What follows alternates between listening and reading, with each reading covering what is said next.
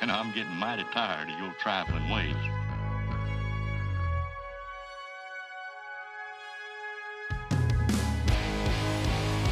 In this series, in just 10 days, we go Seattle, Mount Baker, Vancouver, Squamish, then across to Lake Cowichan, Victoria, then Lake Crescent, and back to Seattle.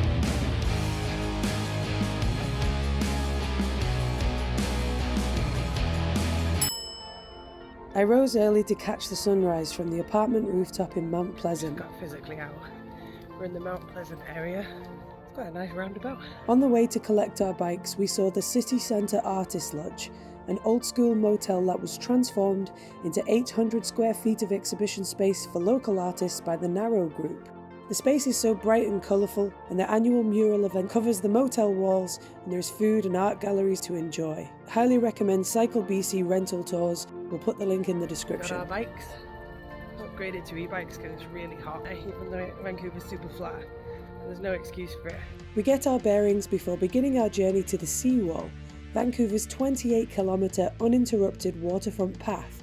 We head towards Creekside Park. So we've just started our cycle on the seawall. We've pulled in to obviously look at the amazing Science Village harbour, and so we've decided not to get the aquabus because apparently you can take your bikes on the aquabus and go to Granville Island, but I think we're going to enjoy this wonderful day and just ride the seawall and get there. I think it's only a 20-minute ride, so happy affair. Absolutely amazing.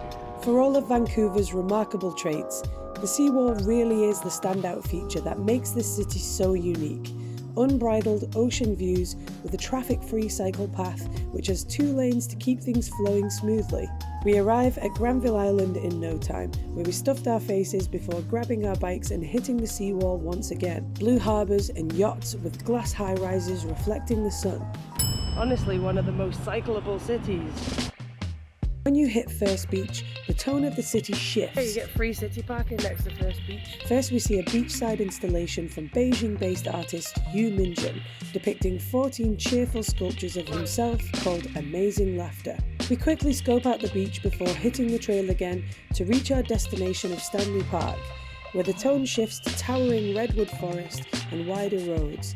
The first stop of the Stanley Park loop is the totem poles of Brockton Point. This collection represents a number of Indigenous nations. The totem was the British Columbian Indians' coat of arms. They are carved from western cedar, and each pole tells of a real or mythical event.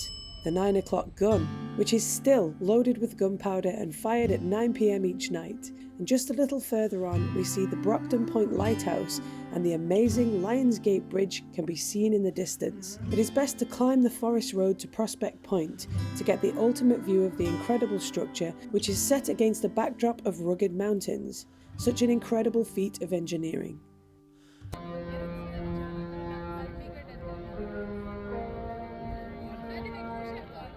To be fair, that was one of the coolest fairy tones I've ever heard.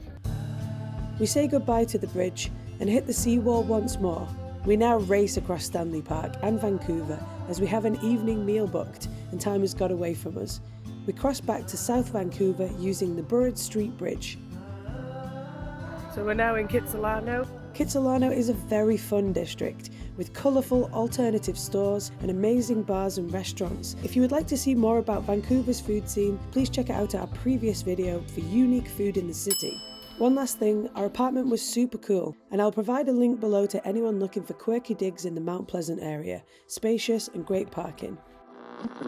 And I'm getting mighty tired of your trifling ways. If you enjoyed this video, don't forget to like and subscribe to join us on this incredible road trip adventure. Thanks for watching.